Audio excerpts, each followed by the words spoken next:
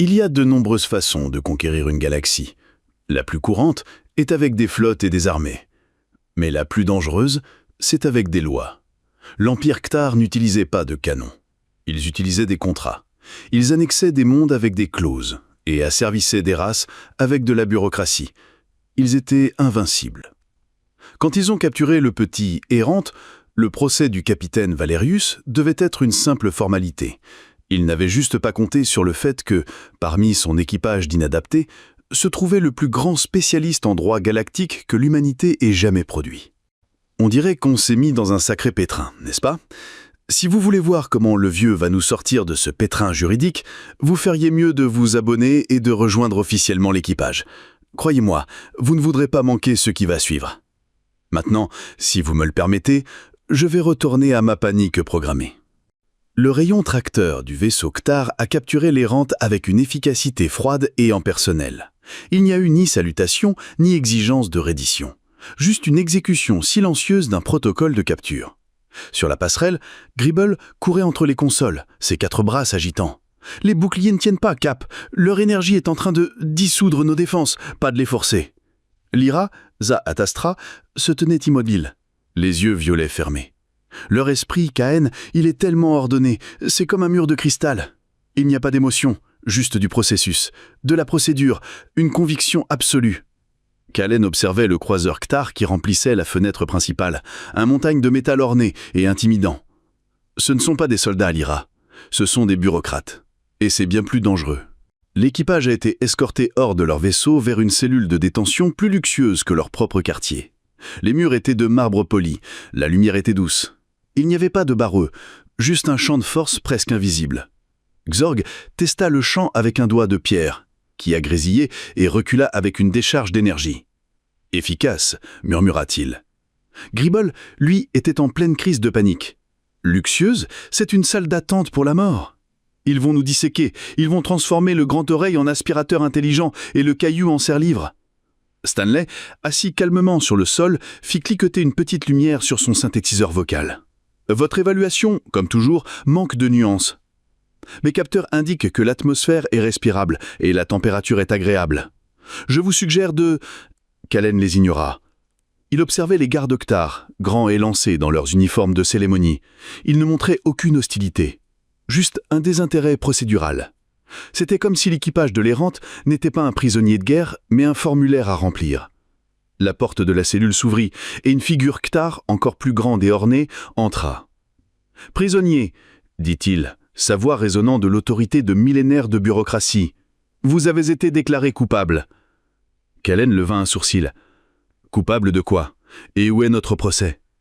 Le justicard le regarda avec une surprise sincère. « Le procès ? Le procès a été conclu au moment où nos capteurs vous ont identifié, capitaine, Caen Valerius. » Il brandit un parchemin holographique. « Vous êtes accusé d'avoir violé l'édit de préservation des espèces primitives, section 4, paragraphe 12, daté d'il y a 972 ans Stadar. Votre interférence dans l'évolution de la conscience de la convergence est un crime contre l'ordre naturel. La sentence est la dissolution. » Le mot « dissolution » flotta dans la luxueuse cellule avec le poids d'une étoile à neutrons. Lyra sentit une vague de panique venant de Gribble qui se mit à marmonner sur les différentes manières douloureuses dont une forme de vie à base de carbone pourrait être dissoute. Xorg, impassible, ajusta simplement sa posture, le bruit de la pierre frottant contre la pierre résonnant doucement. Ce fut Kailen qui brisa le silence, sa voix dénuée de toute peur. Il ne s'adressa pas au justicard Kferel, mais à un des gardes. « Votre armure de cérémonie, elle est faite d'un alliage d'iridium necronium, n'est-ce pas ? Très rare, et très lourde. Cela doit être inconfortable pour de longues périodes debout. » Le justicard et les gardes le regardèrent, pris de court. Sa question était si inattendue, si hors de propos, qu'elle brisa le flux de leur protocole. Le justicard Kferel fronça les sourcils. « La composition de notre armure ne vous regarde pas, humain. » « Peut-être pas, répondit Kailen, une légère lueur dans ses yeux bleus, mais votre code juridique si. Vous avez cité l'édit de préservation des espèces primitives, section 4. Je voudrais voir le texte complet, s'il vous plaît, et aussi le procès-verbal de mon jugement. » Le justicard faillit rire. « Il n'y a pas eu de jugement.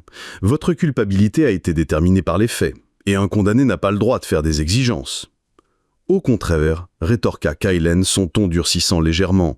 Le grand code Ktar lui-même, dans son premier article, garantit à tout être sensible le droit à la transparence procédurale. Me refuser l'accès aux documents qui justifient ma propre dissolution serait une violation de votre loi la plus sacrée, n'est-ce pas, Justicar ?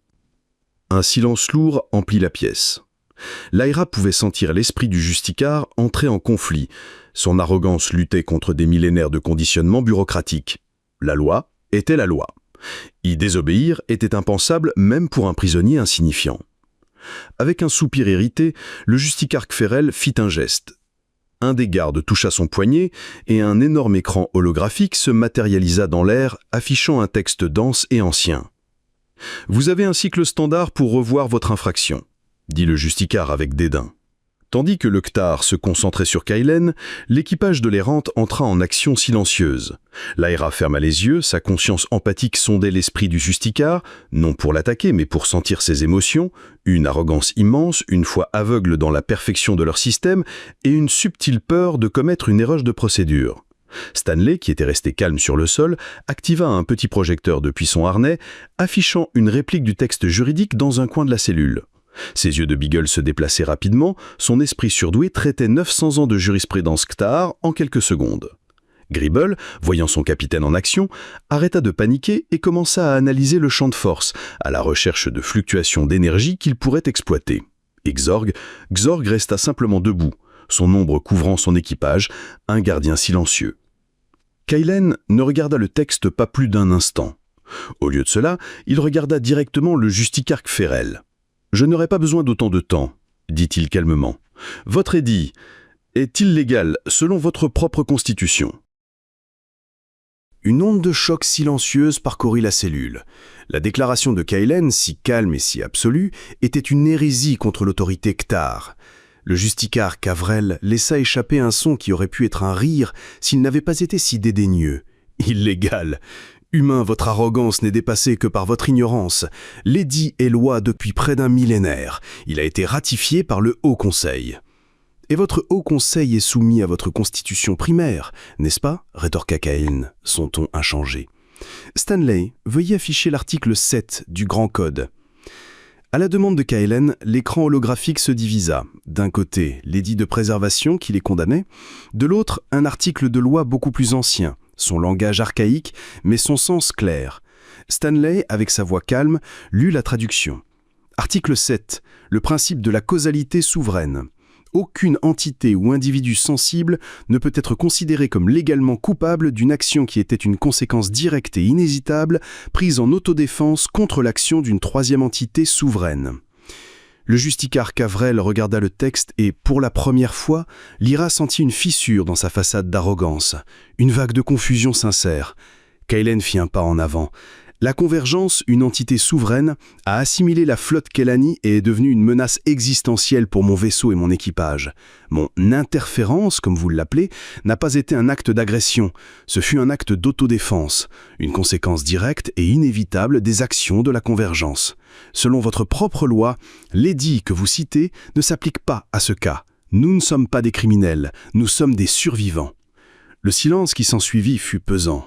Gribble regardait de Kailen au Justicar, ses grands yeux noirs clignotant rapidement, son esprit traitant la génialité de la manœuvre. Xorg resta immobile, mais Lyra sentit une vague d'admiration émaner de lui, un respect profond pour la ruse de son capitaine. Le Justicar Kavrel était acculé. Sa culture était construite sur la sainteté de la loi. Ignorer l'article 7 serait une violation aussi grande que celle dont Kailen était accusé. Son visage de porcelaine ne révélait aucune émotion, mais Lyra pouvait sentir son esprit courir, cherchant une réfutation, une faille et n'en trouvant aucune. « Votre interprétation est hétérodoxe ? Ce paradoxe requiert une consultation. Je présenterai votre argument au codex primaire. » Il se retourna brusquement. « Ne bougez pas. » Sur ce, le Justicar et ses gardes sortirent, et le champ de force de la cellule siffla de nouveau, laissant l'équipage de l'errante seul avec sa victoire temporaire. « Ça a marché !» murmura Gribble incrédule. « Le vieux vient de vaincre l'invincible avec des petits caractères. »« Nous n'avons encore rien vaincu, » dit Kailen, son expression sérieuse. « Nous avons juste gagné du temps. » Lyra le regardait, l'inquiétude voilant ses yeux violets. Il ne va pas accepter ça, Kailen. Son ego, l'honneur de l'Empire, ils ne peuvent pas accepter qu'un humain ait trouvé une faille dans leur système parfait. Que va-t-il faire maintenant? Le silence dans la cellule après le départ du Justicar fut brisé par un cri étouffé de Gribble. « On a réussi! Le caillou a failli sourire, je l'ai vu! On a gagné !» Lyra, cependant, secoua la tête, son expression encore tendue. « Ta prédiction était correcte, Kailen. Je l'ai senti. Le Justicar ne traitait pas la défaite, il traitait l'humiliation. Et l'humiliation engendre la colère, pas l'acceptation. »« Je sais, » répondit Kailen, sa voix calme remplissant la pièce. « Et c'est pourquoi nous ne pouvons pas attendre. » « Stanley, quelle est la situation ?» Le Beagle, qui n'avait pas cessé d'analyser le code juridique holographique, tourna la tête. « Le code juridique Ktar, capitaine, est intrinsèquement lié à tout leur système d'exploitation en tant que directive primaire. En nous accordant l'accès à l'EDI, il nous a par inadvertance donné une fenêtre sur leur réseau interne. C'est une architecture brillante, mais arrogamment confiante en sa propre perfection. »« Trouvez une faille, » ordonna Kailen. « J'en ai déjà trouvé 3, répondit Stanley. La plus prometteuse est une vulnérabilité dans les protocoles de distribution d'énergie pour les cellules de détention. Avec le bon code d'accès que je peux extraire d'une sous-routine de maintenance légale, Gribble pourrait créer une surcharge en cascade. » Gribble, qui avait cessé de célébrer, frotta ses 4 mains avec une lueur malicieuse dans les yeux. « Les surcharges en cascade sont ma spécialité. » Pendant que l'équipage de l'Errante planifiait son évasion, le Justicar Krell se trouvait dans ses chambres privées, son calme de porcelaine brisé. Devant lui, un hologramme d'un Ktar plus âgé et encore plus sévère, un membre du Haut Conseil, le regardait avec dédain. « Votre gestion de cette situation est inacceptable, Justicar. Permettre à une espèce primitive de trouver une contradiction dans le Grand Code est une humiliation qui ne sera pas tolérée. »« La loi est claire, monseigneur, » argumenta Krell. L'article 7. La loi est un outil pour maintenir l'ordre, Justicar, pas un bouclier pour les chaotiques. Votre tâche était de résoudre ce problème, pas de créer un paradoxe constitutionnel. Trouvez une autre loi, une qui serve notre but, où votre prochaine affectation sera de superviser l'extraction d'astéroïdes dans le vide oublié. Ai-je été clair? L'hologramme disparut, laissant Krell seul avec sa fureur et son humiliation. La loi était sacrée, mais l'ordre était absolu. Et un ordre il avait reçu. Quand le Justicar Krell revint à la cellule, son attitude avait changé.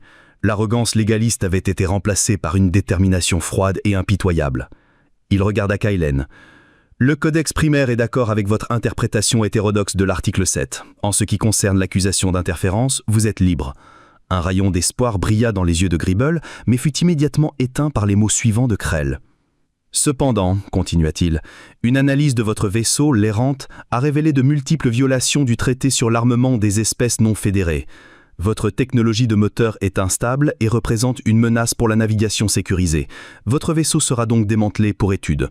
Vous serez détenu indéfiniment en tant que témoin matériel. C'était un coup de maître bureaucratique, une accusation entièrement nouvelle, impossible à réfuter sans accès au vaisseau. Kailen regarda Lyra et lui fit un signe de tête presque imperceptible. Stanley, à sa station improvisée, fit clignoter une seule lumière verte. Le Justicar Krell regarda le capitaine humain, s'attendant à voir la défaite. « Avez-vous une objection, capitaine Valerius ?» Kailen regarda directement dans les yeux noirs du Ktar. « Aucune, Justicar, » dit-il avec un calme glacial. « Votre ordre est parfaitement illégal. » Et à l'instant où le mot « illégal » sortit de ses lèvres, les lumières de la cellule clignotèrent et s'éteignirent, plongeant tout dans une obscurité totale, tandis que le son d'une surcharge d'énergie massive commençait à résonner dans les couloirs. L'obscurité fut totale et immédiate, suivie par le son aigu du métal en surcharge et le cri choqué des gardes Cathars. Le champ de force de la cellule s'évanouit avec un bourdonnement mourant. Dans le chaos, la voix de Kailen coupe à la confusion comme une lame. Maintenant. Xog, en tête. Lyra, guide-nous. Gribble, les portes. Stanley, le chemin. L'équipage, qui semblait être un groupe d'inadaptés quelques instants plus tôt, se déplaça comme un seul organisme entraîné pour le chaos. Xorg devant un bélier de pierres vivantes, son corps massif poussant les gardes Cathars désorientés de côté comme s'ils étaient des quilles. Sa force brute créa le chemin. Lyra, les yeux fermés, devint les yeux de l'équipe dans le noir. « 2 à gauche, capitaine !» chuchotait-elle. Un arrêté derrière le pilier. Ils essaient de nous prendre en flanc par le couloir de maintenance. Son empathie, qui ressentait la panique et la confusion des gardes, devint un radar de combat tactique. Gribble courait devant, ses 4 bras travaillant en parfaite harmonie. Alors que 3 mains arrachaient les panneaux de porte verrouillés, la 4e plongeait dans les circuits, créant des courts-circuits qui ouvraient les chemins devant eux et scellaient ceux derrière, retardant la poursuite. Et pour les guider tous, la voix calme et synthétisée de Stanley émanait d'un communicateur au poignet de Kaylen. « Tournez à droite à la prochaine intersection. 70 mètres tout droit. Accès au turbo-ascenseur de fret. Ignorez la signalisation, droïde uniquement. » Pendant ce temps, sur la passerelle de commandement, Classard, l'ordre revenait lentement avec l'activation des lumières d'urgence. Le justicar Cavrel était livide de fureur. Son visage de porcelaine était crispé dans un masque de haine. « Scellez le secteur de détention. Activez les sentinelles de combat. Je les veux vivants. Je superviserai leur dissolution moi-même. » Il observait sur les écrans de sécurité les silhouettes de l'équipage de l'Errante se déplaçant dans ces couloirs avec une vitesse et un manque de schéma que son esprit logique ne pouvait pas prévoir. Ils ne se déplaçaient pas comme des soldats. Ils se déplaçaient comme des prédateurs. L'évasion les mena à travers les entrailles du vaisseau Clathar.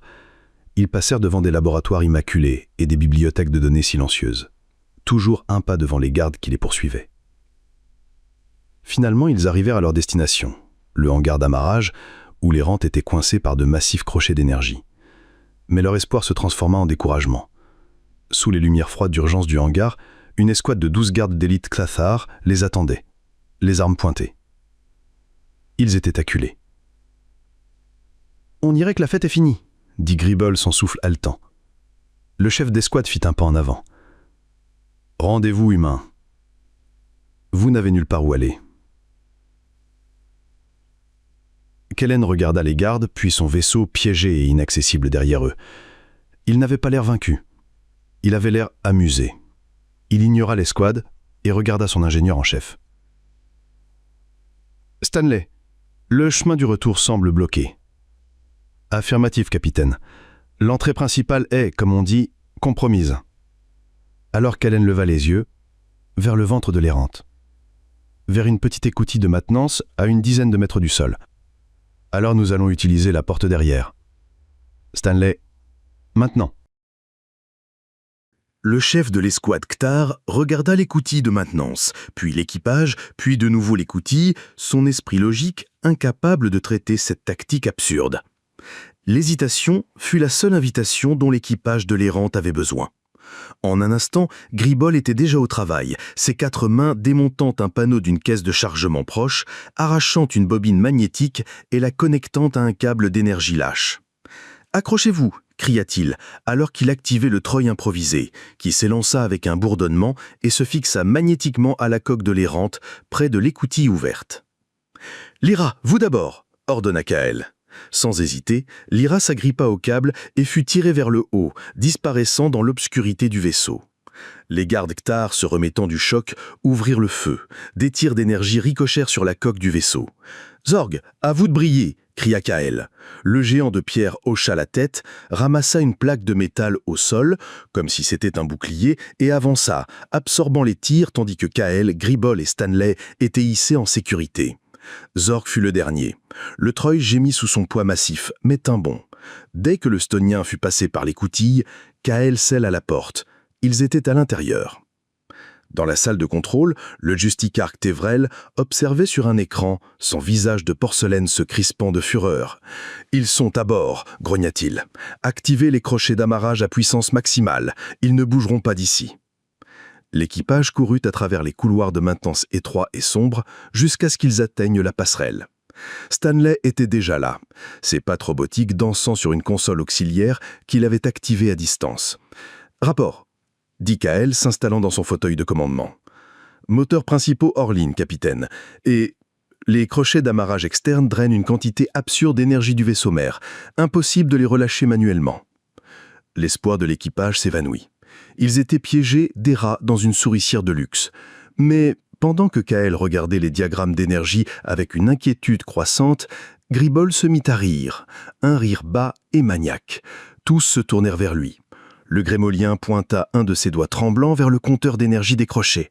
« Capitaine, » dit-il avec un large sourire qui s'étirait sur son visage de rongeur, « le Justicar a commis une erreur de débutant. Il injecte tellement d'énergie dans les crochets pour nous piéger. » Il pointa une autre console, celle qui contrôlait le déflecteur de navigation principal, qu'il vient de nous donner l'arme parfaite pour nous libérer. Le sourire de Gribble était la chose la plus terrifiante et la plus pleine d'espoir que l'équipage ait vue ce jour-là. Il courut vers la console d'ingénierie de Stanley, ses 4 mains tapant à une vitesse fébrile. « Capitaine, le Justicar nous alimente en énergie depuis le réacteur principal du vaisseau mère. Il pense qu'il nous écrase, mais il ne fait que remplir notre réservoir », s'exclama-t-il. KLN comprit immédiatement. « Peux-tu rediriger cette énergie ?»« Rediriger » rit Gribble. « Cap, je peux la transformer en un canon qui ferait se sentir inadéquat une étoile naine. J'ai besoin d'accéder au convertisseur d'énergie du plat déflecteur principal et j'en ai besoin maintenant. » L'ordre fut donné. Pendant que Stanley commençait à écrire un algorithme d'une complexité impossible pour empêcher notre vaisseau de se transformer en une petite supernova, Xorg se dirigea vers un mur du couloir qui menait à l'ingénierie. Avec un grognement qui sonnait comme une montagne qui se fend, il enfonça ses doigts de pierre dans le métal et arracha un panneau entier, révélant les câbles d'énergie primaire. Lyra, les yeux fermés, agissait comme la sentinelle. Il s'organise. Une escouade d'assaut se dirige vers le hangar. Nous avons peut-être 3 minutes. « J'aurai besoin de 2, dit Gribble, plongeant dans l'enchevêtrement de fils. Dans sa salle de contrôle, le Justicar Kevrel observait son escouade d'élite avancer. « Ils sont piégés, dit-il à son second. Leur évasion était illogique, et en fin de compte, futile. Préparez-vous à aborder le vaisseau et à exécuter la sentence. » Il était confiant. Il était en contrôle. L'ordre était restauré. À bord de l'errante, l'ordre était un souvenir de lointains souvenirs. « Stanley, tu es prêt ?» demanda KLN. « L'algorithme pour prévenir notre désintégration immédiate a 98% de chances de succès. Ce sont les meilleures chances que nous ayons eues aujourd'hui, capitaine, répondit le Beagle. Gribble, je branche la lance d'incendie à la centrale nucléaire, Cap. Vous pouvez ouvrir le robinet. KLN s'agrippa aux commandes de son fauteuil. Lyra, préviens tout le monde. Xorg, accroche-toi à quelque chose. Il ouvrit un canal pour tout le vaisseau. Équipage, c'est le capitaine. Je vous recommande de bien vous accrocher. Sur ce, il donna l'ordre. L'énergie que l'Hectare utilisait pour les piéger fut soudainement détournée. L'errante tout entière gémit comme un animal blessé. Les lumières clignotèrent et moururent, puis revinrent avec une intensité aveuglante. Une vague de puissance pure parcourut les systèmes du vaisseau, canalisée par l'algorithme de Stanley, contrôlée par les déviations de Gribble et pointée par le capitaine. Le plat déflecteur principal à l'avant du vaisseau brilla, passant de transparent à un blanc bleuté, puis à un blanc si intense qu'il était douloureux de le regarder. Et puis, un faisceau d'énergie pure, un seul œil miniature, jaillit du plat, non pas comme un tir d'arme, mais comme un jet de force brute. Le faisceau frappa les portes massives du hangar. Pendant un instant, rien ne se passa. Et puis, les portes n'expansèrent pas. Elles se mirent simplement à fondre. Le métal se transforma en liquide, puis en vapeur, ouvrant un trou irrégulier et fumant vers la liberté de l'espace. Les crochets d'amarrage, leur source d'énergie étant maintenant une arme contre eux, surchargèrent et explosèrent dans une pluie d'étincelles. L'errante fut projetée en avant, s'échappant du hangar en flammes vers le silence du vide. L'errante s'élança dans le vide comme un bouchon de champagne, laissant derrière elle une trace de métal fondu et de chaos. Des alarmes retentissaient sur toute la passerelle. « Rapport des dégâts !» cria Kaelon Valerius, le capitaine humain de 50 ans aux cheveux grisonnants et à la cicatrice au-dessus du sourcil, tout en luttant pour stabiliser le vaisseau. Gribble, le petit grémolien aux poils orange et aux 4 bras, répondit par-dessus son épaule, ses doigts dansant sur une console fumante. « Les moteurs subliminiques fonctionnent à 40% et notre déflecteur principal ressemble à du gruyère. Nous avons assez d'énergie pour manœuvrer, mais pas pour une course. » Comme pour prouver son point, un essaim de chasseurs Ktar, agile et mortel, émergea du vaisseau mère à leur poursuite. « Il sent plus rapide !» dit Lyra Jadastra, la grande et élancée Sinienne à la peau bleu pâle, sa voix calme malgré le danger. « Nous ne pouvons pas leur échapper dans une poursuite directe. »« Fuir n'a jamais été le plan, » répondit Kaelon Valerius, le vétéran ex-amiral, avec une lueur dangereuse dans ses yeux bleus. Il vira le vaisseau en direction d'une ceinture d'astéroïdes proches. « Xorg, préparez les canons à débris. Gribble, j'ai besoin de toute l'énergie que vous pouvez obtenir dans les propulseurs de manœuvre. Stanley, tu es prêt ?» À sa station, Stanley, le Beagle dans un harnais d'ingénierie, avec un synthétiseur vocal, observait son écran.